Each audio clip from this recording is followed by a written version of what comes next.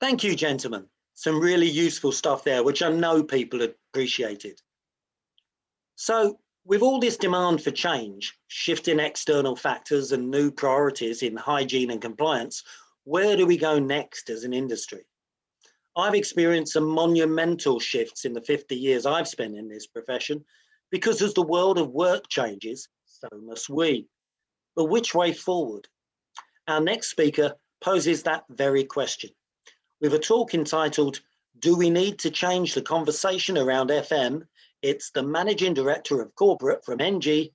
Your attention, please, for Mr. Craig Butt. Thank you, Martin, and good morning, everyone. As Martin said, I'm Craig Butt, Managing Director of the Corporate Division at ENGIE, or as some of you may have heard, the company Equans, a solely owned ENGIE company. And yes, we're getting used to that name as well. I've been working in the FM profession for nearly 30 years, not quite as long as Martin, responsible for providing services within many sectors, and have recently been reflecting on the FM profession and the services that we provide. It's a pleasure to talk to you today about whether we need to change the conversation on FM. When reflecting, I have to be honest, I got a little bit confused. A quick review of the presentations from the February Workplace Futures Conference showed the following themes. We're living in new normal, next normal, post-COVID, COVID secure.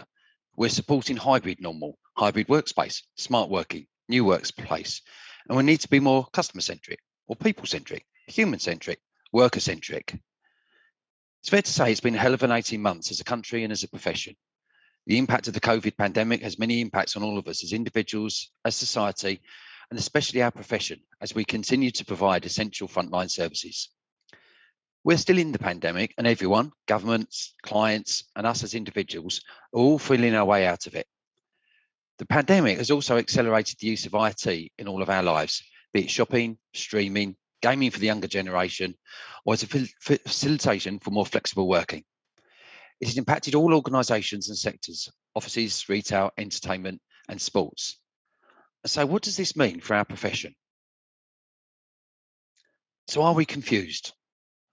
Is this the guts, the core of what we do and how we talk about it? It's easy to lose sight of what our core principles are and what we should be delivering as a profession, how we should be supporting our employees and employers and clients. I'm not sure that we've got the emphasis right as a profession. Some high-level research indicates that a lot of our discussions are about the physical space, how buildings are going to adapt, how many buildings will be required, what will happen to the high street, how do we integrate technology, is the office dead even, or will London survive? There is some emphasis also on the people and the use of these buildings. However, in our discussions, it is less than the physical building itself. And finally, we touch on process, the procurement strategies, health and safety and quality. Have we got the balance right? Are we clear about our core? Are we bringing as much value to our clients and employers as we could? The workplace is changing and organisations and their buildings need to adapt to manage the demands of the future. This means that now is the perfect time to rethink the purpose of facilities management and how it is delivered. Ultimately, the role of facilities managers is to support the people who use buildings, whether that's for work every day, for meetings, for events, or as visitors. So having a people-centric approach is vital. So much is changing in the world of work, and so much is unknown about the way that organisations will manage their workforces in the future. What's certain is that workplaces will need to offer more flexibility than ever before to accommodate new and hybrid working practices. More than that, the appeal of remote working means that corporate buildings will need to do more simply than simply providing functional, efficient places to work each day. They will need to offer truly inspiring, stimulating, motivational spaces where people work, collaborate, or meet. Providing such attractive, healthy and sustainable work, leisure and retail environment is likely to become an increasingly important factor in attracting and retaining the best employees and visitors. This has significant implications for the roles of facilities managers in the workplaces of the future. The focus will be much more about looking after people than simply looking after buildings. Of course, operating building assets and systems safely, efficiently and sustainably will remain an important priority. The importance of compliance, cost management and carbon reduction have not diminished. However, the needs of people are gaining greater prominence. That means that workplaces will need to be designed and operated in ways that support the health, happiness, and comfort of their users and occupants. At this time when we can reflect, it's worth reminding ourselves about the definition of FM. When doing some reading for this conference, I came across the ISO definition of FM and was a little bit, wow, that's it. The organisational function which integrates people, place and process within a built environment where the purpose of improving the quality of life of people and the productivity of the core business. This is not new. However, we lost the focus in putting our tenders together, in drafting our specifications of requirements. Have we concentrated on the mechanics of the delivery, the inputs, the compliant, functional and economic, and lost sight of the people? For many years, boards have been seen facilities management and real estate as a mechanism to reduce workspace cost. This being the primary way that we can provide value to the organisation.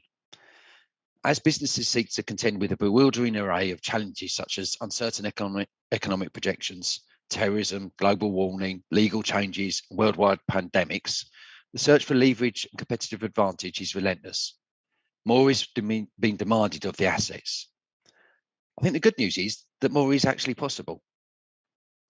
The concept of workplace and hybrid working is with us. These have been redefined to keep pace with changes in organisations, employees, technology and environmental considerations, culture and diversity, and the nature of the work itself. When you view these in isolation, many are aligned to tactical changes, tweaking settings, installing some new kit, amending the layouts of building. However, when you take a holistic view, you can argue that the approach to workplace is becoming increasingly more people-centric and less place-centric.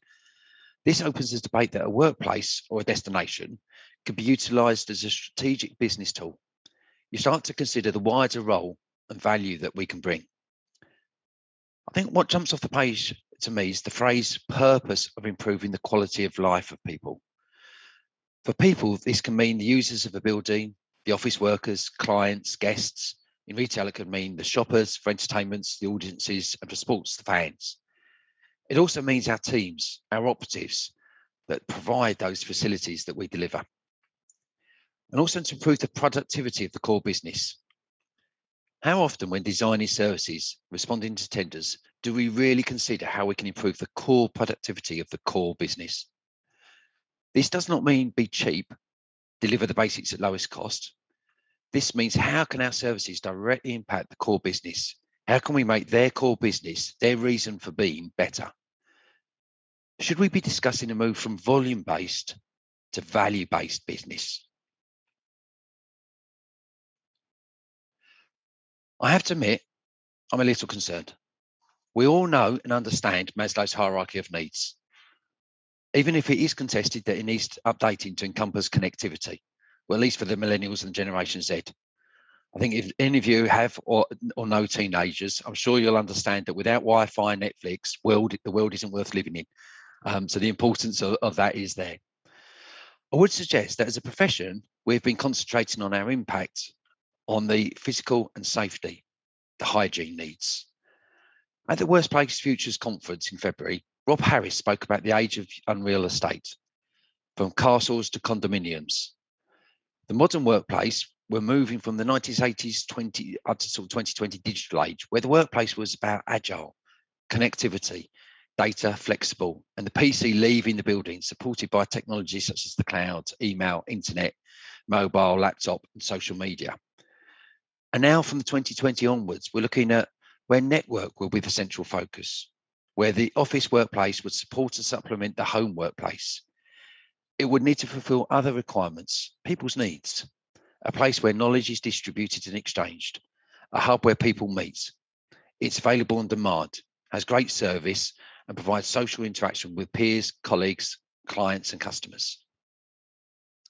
Yes, AI, augmented reality, automation, robotics, smart technology would all be enablers and change the jobs. But these also mean that the people that are left will become more rather than less important to organisations. This resonated with me and I think equally works for FM services in general. As a profession, we have been concentrating on ensuring that we are compliant, both statutory and with specifications, that we are functional, we deliver the services requested, and we do these as cheaply as possible. Should we argue that we're increasingly becoming commoditized with the drive to the lowest cost, losing sight of the value that we can provide? We've become volume-based rather than value-based, where the only differentiation is cost. Where is the conversation about quality of life? Where is the conversation about productivity of the core business? If we don't start to understand the value that we can bring, we leave the door open for other professions to move into this space. I do really believe that we can bring value as a profession. Should we not be looking beyond the compliant and functional and cost? Should we be looking at the value that we could bring to an organisation and the people that work, shop and play there? Should we be helping organisation with responsible? It's increasingly important for organisations to undertake their activities in a responsible way. There is increasing legislation with more to come driving the decarbonisation agenda. We also know that for the younger generation, how businesses behave in going about their core activities is one of the key decisions as to whether they want to work for someone. We can help drive that responsible business agenda, the sustainability agenda, be it environmental, carbon reduction, for example, well-being, impact on individuals, or social, interaction with the local communities. We can help companies with their productivity. Creating the right environment can increase the efficiency of an organisation. The quality of the environment can directly impact their health and well-being. It can help reduce sickness. It can help reduce absenteeism. The workplace or destination can impact employers' or visitors' engagement levels. And as we know, the higher the engagement, the more productive they are. And we can help make places stimulating. With changes to working patterns, the reasons for going to an office, a shop, an entertainment venue have changed. Therefore, when organisations want people to visit and attend their premises, there's a core business driver. We therefore have the ability to make the environment stimulating, a place that creates the outcomes that the employer or client wants. A place that's not just safe and compliant, a place that shouts, "You care that I've travelled to come here." A place that shows that the air quality is great. A place where I know I can get nutritious food. A place that's not too noisy, or has a real buzz depending on the client's culture. A place where the welcome makes me feel at home. In doing all this, we can really impact and affect the outcome of an organisation. We can move from technical outputs of the specification to the outcomes that drive a business. If we don't do it, who will? The accountants? I think we should be defining the why. As this graphic, which I'm sure many of you will have seen at some point, expresses, the cost of the accommodation services is significantly outweighed by the cost of people that work or visit a building.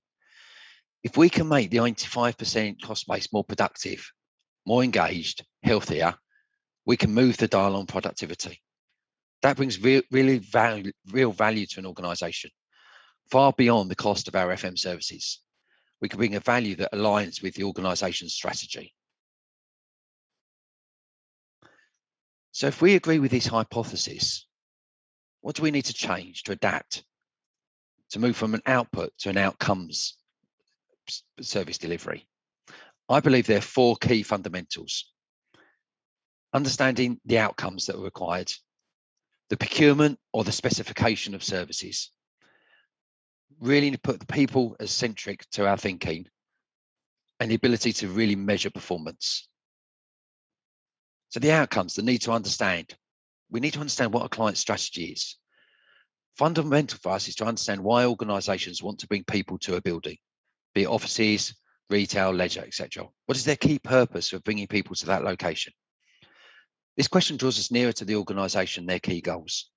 Just by understanding this and questioning the impact that we can make, we draw ourselves nearer to the strategic direction of the organisation. What are the broad board commitments about growth, social, carbon, sustainability, the diversity? What are the risks that they're looking into? Skills, the automation, social, human resource, competition.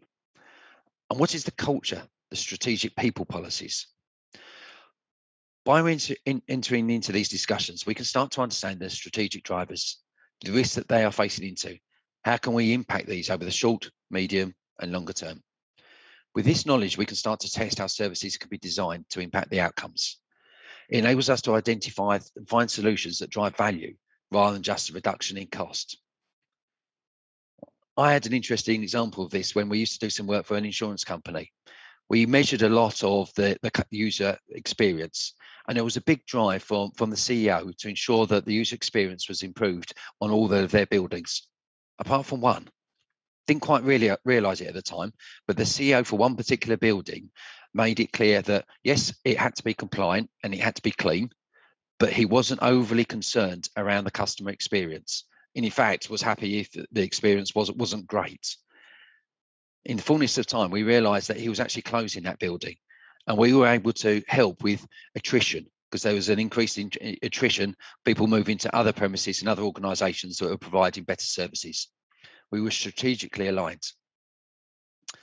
Secondly, I think procurement, what the specification drives. Does it drive the outcomes? Is it aligned to the strategy? Does the procurement or specification address the strategic outcomes rather than just the basic provision of services to a building and a drive for lowest cost? Does it set out a successful path to ensure the added value to an organisation? Does the procurement or specification process truly allow for innovation and fresh thinking? Do we need to review how we evaluate success and therefore value? As a profession, do we continue to allow the cost drivers to overrun value considerations? If we move to an approach that considers the outcomes of an organisation, we're going to need to consider different procurement methodologies, process, and measures of success. Ultimately, an outcome-orientated procurement should act as a mechanism for mutual benefit. Does the process, be it insourced or outsourced, ensure that all parties are vested in the same outcomes? Is our success your success? Again, I had an example of this with a utility provider that we were providing services. Again, they were quite forward thinking in their measurement of the customer experience and the user experience, literally measuring it from how did you feel coming into the car park? What was it like going through security? What was it like at reception? Did I get my morning coffee right? Was my desk space correct? What were the meeting rooms like? How was lunch? So we measured all the journeys of this to actually understand the customer journey.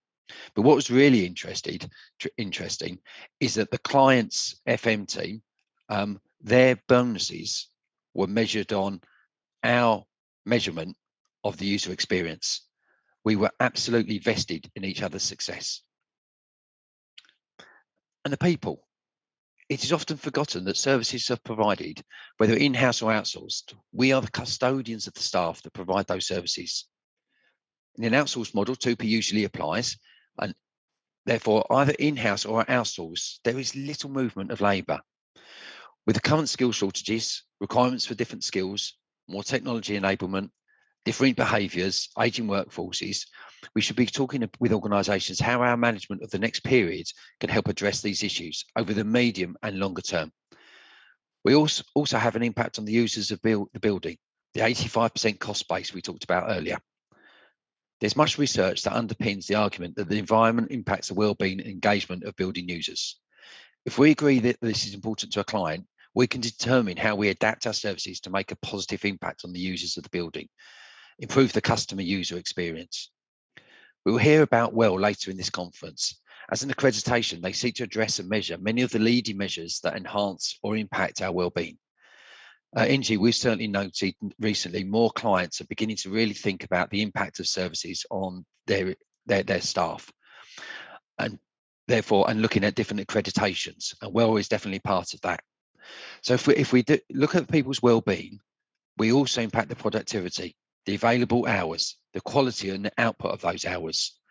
And we also look at the recruitment.